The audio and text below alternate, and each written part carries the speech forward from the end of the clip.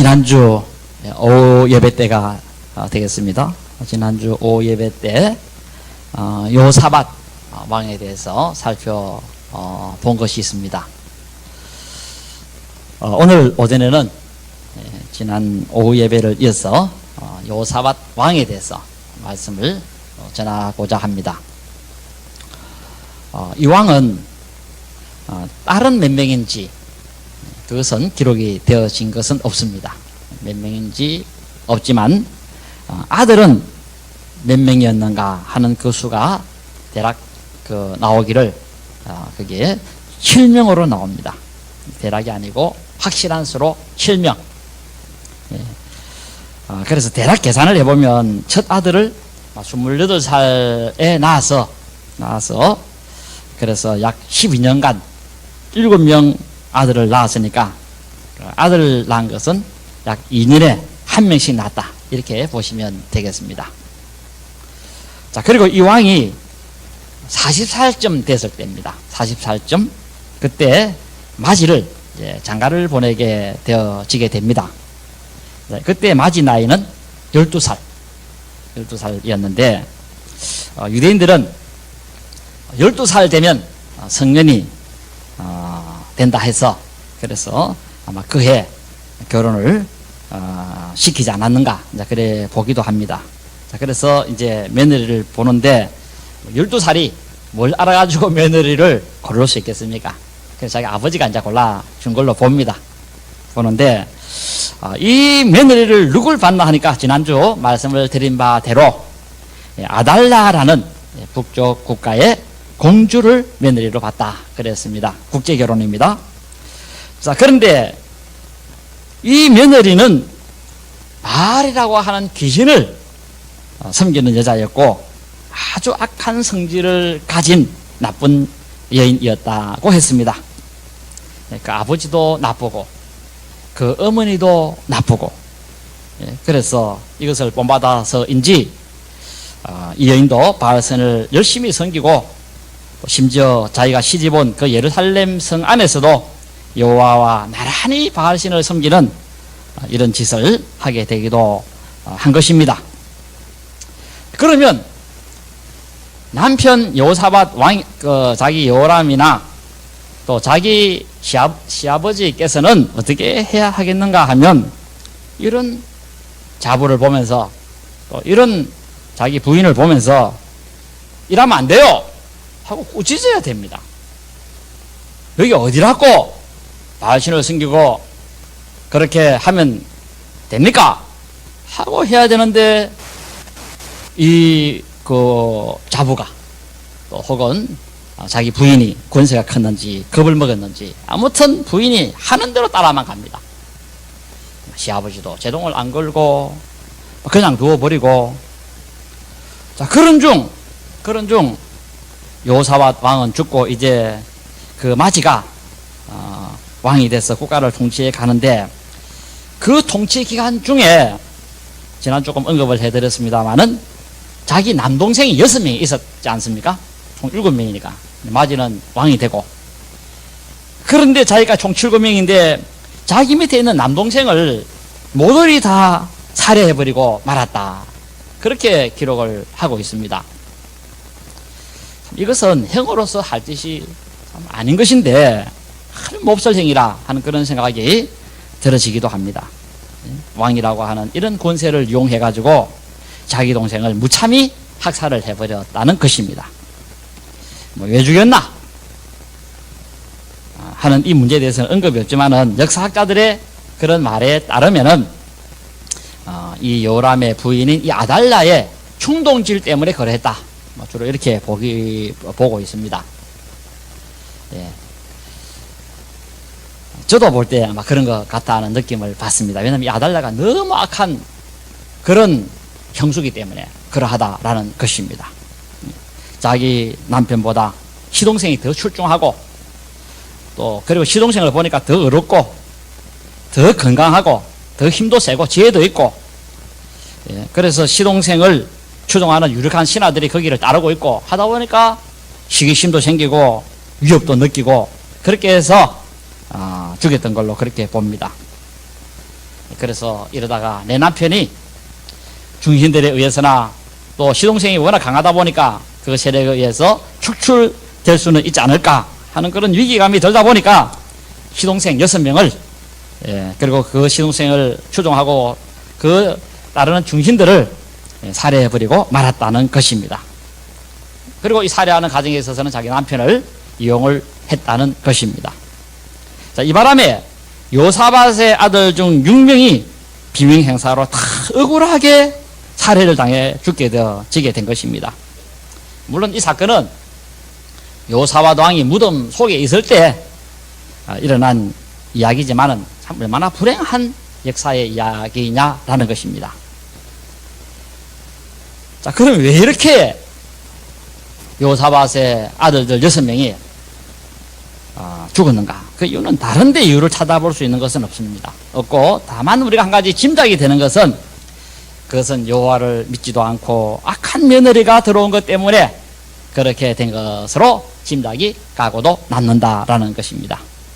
자, 그러므로 우리가 만약이지만은 이 요사밧 왕이 자기 마지를 장가 보냄에 있어 가지고 이방 여인 그것도 여호와를 극렬하게 대적하고 여호와를 자민 사람을 막무가내로 죽이는 그런 집안 사람, 이 아달랴는 그런 집안 사람입니다. 그 어머니부터 그 아버지부터 또 그리고 이 딸도 그 본받아 가지고 아무튼 여호와를 믿는 사람들을 얼마나 미워하고 죽이는 그 일에 앞장섰던 그런 집안의 사람인데, 그런 집안의 사람과 이 아들과 결혼시키지만 않았어도 이런 불상사는 없었던 걸로 본다라는 것입니다. 그런 바람에 또 그 이후에 100년 동안이나 국가에 큰 홍역을 치르게 되는데, 여호사밧의 그 후손들이 어떻게 되는지 그 역사를 또 쭉 기록을 다 해놨는데 그것을 좀 살펴보면 이렇습니다. 앞서 말씀을 드린 대로 여호사밧의 아들들 7명 중에 마지막 빼고 6명은 다 그 행의 손에 살해돼서 무참하게 죽음을 당하게 되어졌다는 것입니다. 자, 그런데 그 동생들이 무참하게 그 행에게 살해를 당할 때에 그 동생들이 악한 짓을 행했거나 나쁜 짓을 행해서 그렇게 되어진 것이 아니었다는 것입니다. 오늘 13절에도 그렇게 언급을 하고 있습니다만 동생들은 자기보다 그 형보다 더 착한 사람이었다고 그렇게 말씀을 하고 있습니다. 또 그리고 자기 동생은 아주 출중해서 각 지역에 맹활약을 하는 그런 지역의 그런 유지들이었다는 것입니다. 지역의 그런 귀족들이었다는 것입니다. 그리고 그 동생 6명의 이름이 다 나옵니다. 2절에 보면 나오는데, 이렇게 그 이름이 기록되어진 것을 볼 때는 이 동생들이 얼마나 출중한 사람이었는가 하는 것을 다시 한번 강조해 보이는 그런 구절이라고도 할 수가 있습니다. 성경에 보면 이름이 잘 안 나오는데 일단 이름이 등장한다는 것은 그만큼 훌륭한 사람들이었다는 것을 증명하는 것이다. 꼭 그렇게 말씀을 드려볼 수 있는 것입니다. 자, 이렇게 6명의 아들을 다 물론 죽고 난 다음이지만은 여호사밧이 이렇게 되어진 것은 자기 자부를 보며 있어서 여호와를 믿지도 않고 악녀를 데리고 자부를 삼았기 때문에 그러했다라고 하는 것입니다. 그래서 옛날부터 그런 말이 내려옵니다. 집안에 사람이 잘 들어와야 된다. 왜냐하면 며느리 하나 잘못 들어와 버리면 형제간의 의리 다 깨져버리고, 그리고 심지어 피비린내가 날 수도 있다는 것입니다. 그래서 이 아달랴가 시집을 와서는 희동생을 다 죽여버리는 그런 일을 자행을 했다라는 것입니다. 거기다가 아버지 때로부터 충성하고 그렇게 또 동생을 죽이는데 반대했지 않겠습니까? 신하들 중에서 충신들이 죽이면 안 됩니다. 그 동생들은 착한 사람입니다 하고 그렇게 반대한 사람들도 모조리 같이 죽였는데 아마 그 중에 출중한 장군들도 있었던 것 같아요. 칼 쓰고 무사했던 그런 장군들, 그런 장군들도 죽여버리게 되어진 것입니다. 그리고 요사밧의 하나밖에 남지 않은 이 아들인 요람도 보세요. 이 후황모도한 짓을 하다 보니까 요람 왕도 제명대로 못하고 죽습니다. 그래서 8년 만에 여호사밧 왕이 장례 치른 지 8년 8년 만에 이 7명의 여호사밧의 아들들이 8년 만에 다 죽어버려요. 건장한 아들, 건강하게 오랫동안 살 수 있는 그런 아들이 8년 만에 이렇게 죽는 그런 이야기가 역사적으로 있습니까? 이것을 아마 여호사밧이 하늘에서 봤다면 가슴을 치고 통곡을 했을 걸로 봐집니다. 그리고 이렇게 동생을 죽이고 신하들 중에서 출중한 장군을 죽이니까 나라가 막 급속하게 쇠약하게 되어져 버리게 되어지는데, 그 바람에 오늘 본문 8절에서부터 보면은 무단히 말 잘 듣던 게 에돔 사람들이 반란을 일으켜가지고 그래서 전쟁을 치렀는데 그 전쟁에서 이기지도 못하고 그래서 철수에 오게 되어지고 에돔은 거기서 독립하게 되어지고, 그러니까 전쟁 비용으로서 얼마나 비용을 많이 또 지불해야 됐고, 또 거기 나가서 젊은이들이 많이 죽었을 것이고, 거기다가 전쟁에 이기지도 못하고 에돔은 거기서 또 유다의 모든 속박에서 벗어나서 또 독립을 하게 되어지고, 나라 꼴이 말이 아니게 되어지게 되었다는 것입니다. 장군 몇 명 죽어보세요. 전쟁 치러가지고 뭐 이길 수 있겠습니까? 거기다가 보면 10절에 보니까 림나도 배반하고 반란을 일으켰다 하고 기록도 해놓고 있습니다. 여기저기 막 국내에서 반란이 일어나는데 나라가 엉망진창이 되어져 버리고 말았다는 것입니다. 자, 그러면 왕이 정신을 좀 차리고 내가 잘못해서 그렇구나 하고 올바른 정치를 해가야 했는데, 그런데 이 왕은 부인의 그 완력에 의해 가지고는 도리어 우상 숭배를 더 심하게 하고 백성들로 하여금 온갖 음행을 하도록 하고 나쁜 짓을 범하도록 하고 그렇게 유도를 했다는 것입니다. 그런데 이 소문이 누구까지 들린다니까 북쪽 나라까지 다 들렸고, 그 북쪽 나라에 살고 있던 엘리야도 이 이야기를 들었습니다. 엘리야가 이 말을 듣고는 참다 못해가지고 왕한테 편지 한 통을 다 썼습니다. 편지 한 썼는데 그 편지 내용이 오늘 본문에 나와 있습니다. 나와 있는데 그것은 내용은 좋은 편지 내용이 아니고 왕의 집안의 저주에 대한 예언을 하는 그런 내용을 담고 있습니다. 그 내용에 대해서 한번 읽어드리면 이렇습니다. 내가 내 아비 여호사밧의 길과 유다왕 아사의 길로 행하지 아니하고, 아사는 자기 할아버지입니다. 할아버지의 길로 행하지 아니하고 오직 이스라엘 왕들의 길로 행하여 유다와 예루살렘 주민들이 음행하게 하기를 아합의 집이 음행하듯 하며, 또 내 아비 집에서 너보다 더 착한 아우를 죽였으니 여호와께서 내 백성과 내 자녀들과 내 아내들과 내 모든 재물을 큰 재앙으로 치시리라. 또 너는 창자의 중병이 들고 그 병이 날로 중하여 창자가 빠져나오리라. 기절초풍할 그런 재앙에 대한 예언을 듣게 되어졌다는 것입니다. 그리고 이런 예언들은 그대로 또 됩니다. 되는데 그 예언 후에 무다히 잘 있던 아라비아 사람들이 쳐들어왔다고 그렇게 하고 있습니다. 이렇게 읽어보시면 다 나옵니다. 오는데 이 아라비아가 얼마나 먼 나라에 있는 그런 나라입니까? 그 먼 나라에 있음으로 쳐들어올 수도 없는데 하나님이 격동을 시켜가지고는 무다히 유대 나라를 쳐들어오게 되었는데, 이것이 막 아라비아 쳐들어오는 것은 유대 나라에는 처음이야 마지막이 아니겠나 싶은 생각이 들었습니다. 하나님께서는 그 유다 임금의 가문에 벌을 주려고 멀리 있던 그 국가 사람을 불러다가 이스라엘 그 임금과 그 가문에 벌을 천벌을 내리는데, 이 바람에 역대하 21장 17절에 보면 왕궁에 있는 모든 재물과 요람의 아들들과, 그리고 이 아들들은 여럿이 있었습니다. 마지부터 해갖고 그 아들이 여럿이 있고 딸들이 있고 그래 했는데, 그 아들들 그리고 그 왕의 아내들이 여럿이 있었는데, 그 아내들도 이 아라비아 사람들이 와서는 다 그냥 탈취해 가버리게 되어가지고, 그래가지고는 겨우 막내 아들 하나만 남았더라 하고 그렇게 말씀을 하고 있습니다. 이것도 하나님께서 역사 안 했으면 이 아들마저 다 빼앗길 뻔 했는데, 그러니까 아라비아로 끌려가가지고는 살았는지 죽었는지 행방도 모르고 심지어 그렇게 되어버리고 말았다고 하고 있습니다. 그러니까 한 사람의 이 잘못이 얼마나 큰 불행을 야기하는가 다시 한번 보게 되어지는 장면이라고 하겠습니다. 그리고 그 엘리야 예언대로 이 요람 왕도 한 2년 전쯤, 죽기 전 2년 전쯤입니다. 2년 전쯤인데 자기 동생 죽이고 난 다음에 이어서 이제 조금 얼마 살도 못했어요. 뭐 몇백이 살았습니까? 그 살았는데 무다히 배가 아픕니다. 무다히 배가 아픈데 그걸 고치려고 무진 애를 썼습니다. 그런데 백약이 무료입니다. 그리고 가면 갈수록 배가 아파서 견딜 수가 없게 되어지는데, 사람이 아픈 것 중에 배 아픈 것만큼 견디기 어려운 게 없습니다. 여러분들 한번 창자에 그렇게 설해 보세요.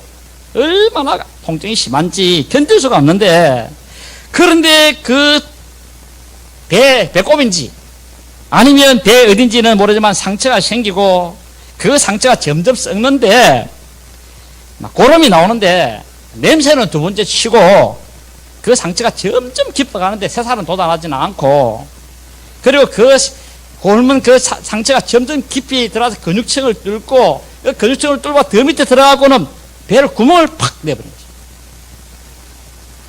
그러니까 이 창자에 있는 압력이 작용하니까 막 창자가 다 흘러나오는 거예요. 창자 길이 7m인데 사람 창자 길이가 알죠? 그 창자 길이가 막 다 나와가지고, 그래갖고는 그 긴 창자가 튀어나오니까 그 창자를 땅바닥에 깔아놓고 그래 살면서 합병 나가 죽고 말았다라는 것입니다. 죽어도 사람이 이렇게는 죽지는 말아야 되는데 하는 생각이 들어지는데, 아마 당시 그 신하들이나 혹은 백성들이 이 사실을 바라보면서 죄 없는 동생 죽인 죄로 요람이는 천벌을 받아 죽었다, 아마 그런 말들이 오가고 했지 않았을까 하는 그런 생각이 들기도 합니다. 자, 이렇게 여호사밧 왕이 죽은 후 8년 만에 7명의 아들이 모조리 다 죽는 그런 결과를 가져오게 됐다는 것입니다.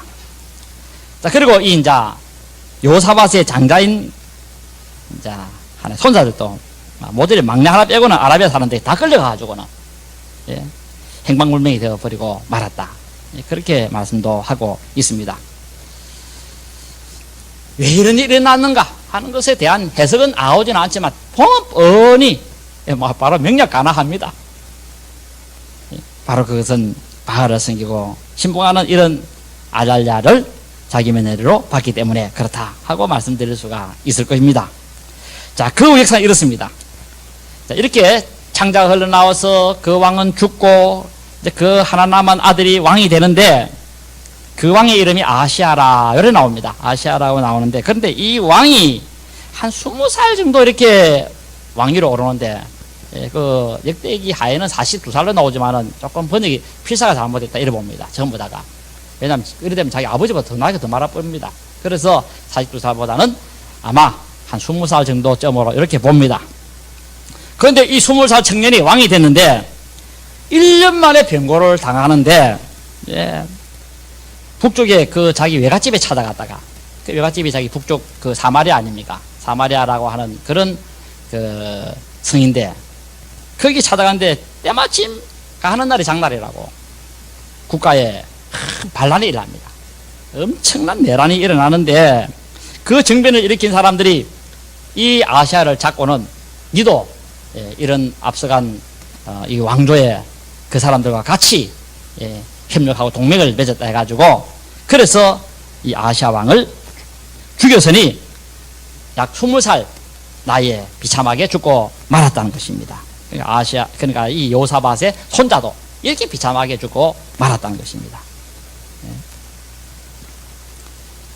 여호사밧의 행동을 보면 잘한 것도 많습니다만, 그러나 그 반대로 이 우여부단해가지고 사악하고 계율이 가득한 북쪽 임금과 친교를 했다 했는데, 이렇게 뭐 통일을 이루려고 했는지는 알 수는 없습니다만은 그 결과 손주도 이렇게 비참하게 적국의 그 수도에서 칼에 맞아 죽는 이런 비참한 일을 맞았으니 참으로 가슴을 치고 땅을 치고 통탄을 해야 될 노릇이었다라는 것입니다. 그런데 이게 끝이 아닙니다.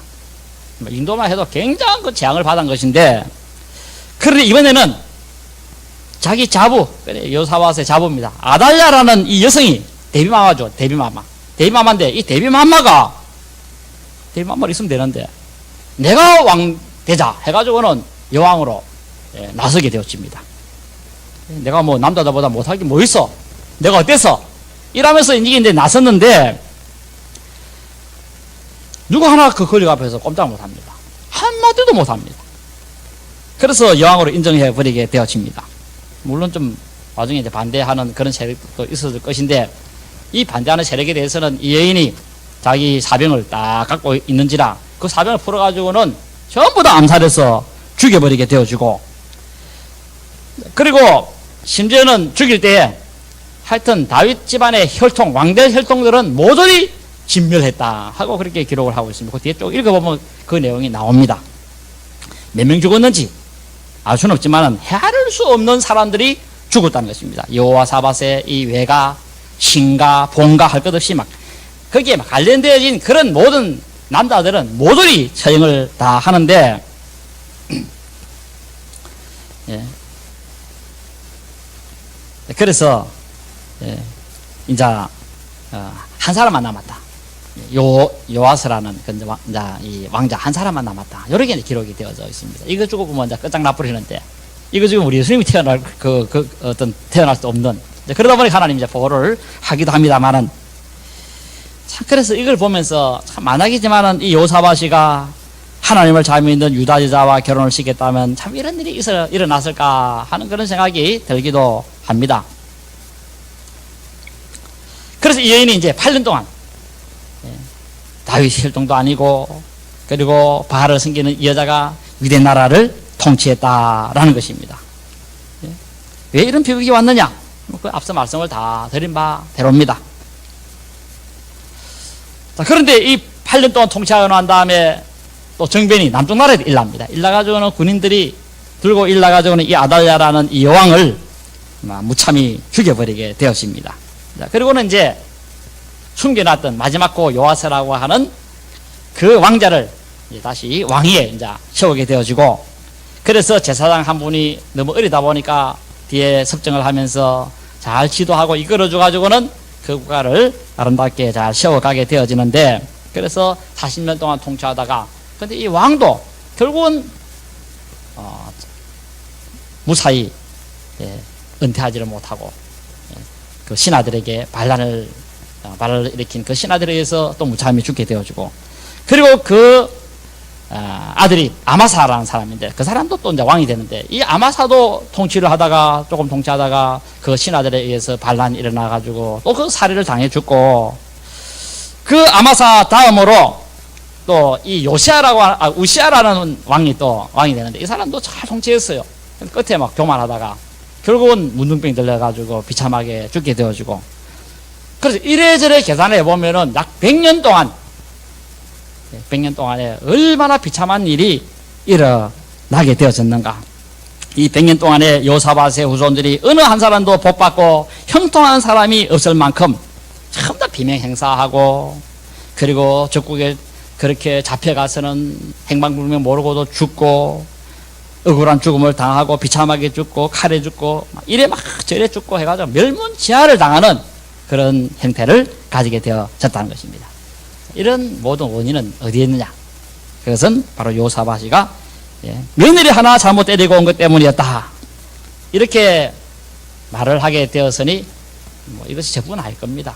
모든 사람들 다 이렇게 보게 되어질 수밖에 없는 그런 역사라고 할 수가 있을 것입니다. 자, 그러므로 우리는 이것을 보면서 한 사람이 얼마나 중요한가, 이것을 가슴속 깊이 새겨봐야 되겠습니다. 그래서 내 하나 희생하면서 하나님 말씀을 잘 섬기면 내 후손들이 자자손손 복을 받고, 내 하나 하나님의 계명 이거 뭐 한 가지 어겨봐야 어긴다 한들 무슨 영향을 미칠 수 있고, 내 후손들이 어려움 당하는 그런 일을 당할 턱이 있겠나 하고서 설마 해서 하나님 법을 어기면서 안민 사람하고 결혼을 시키고 이래서 하면 하나님께서는 큰 천벌을 내리신다는 사실에 대해서 여기서 말씀을 하고 있은즉 우리가 이 말씀을 잘 명심할 수 있어야 되겠습니다. 바로 나와 내 후손들의 형통한 삶, 행복한 삶을 위해서는 조그마한 하나님의 계명도 어기지 아니하고 철저하게 하나님이 허락하는 대로 잘 섬길 수 있어야 될 것입니다. 예, 오늘 우리가 여호사밧에 대해서 다른 거는 다 좀 본받아도 되지만은 이런 것은 우리가 본받아서는 안 되겠다라는 것입니다. 여호사밧은 자기 하나는 주님 잘 섬기고 평안하게 살다가 갔지만은 예, 자기 그 자부 하나를 잘못 들름으로써 참 그 왕궁에 피비린내가 나도록 만드는 그런 장본인으로서 살았다는 거, 참 이것은 가슴 아픈 역사 이야기라고도 할 수가 있을 것입니다. 자, 그러니 우리가 이 시간 통해서 이 교훈을 마음에 새기고 모든 면에서 하나님 앞에 철저하게 실수 없는 어느 법 하나라도 소중하게 생각해서 그렇게 나갈 수 있어야 되는 것은 나와 내 후손들을 위해서라는 것, 또 그리고 그것이 하나님의 나라를 위한 것이라고 하는 것을 잘 기억하고 철저하게 하나님의 명령을 잘 지켜나가는 여러분 되시기를 진심으로 바랍니다.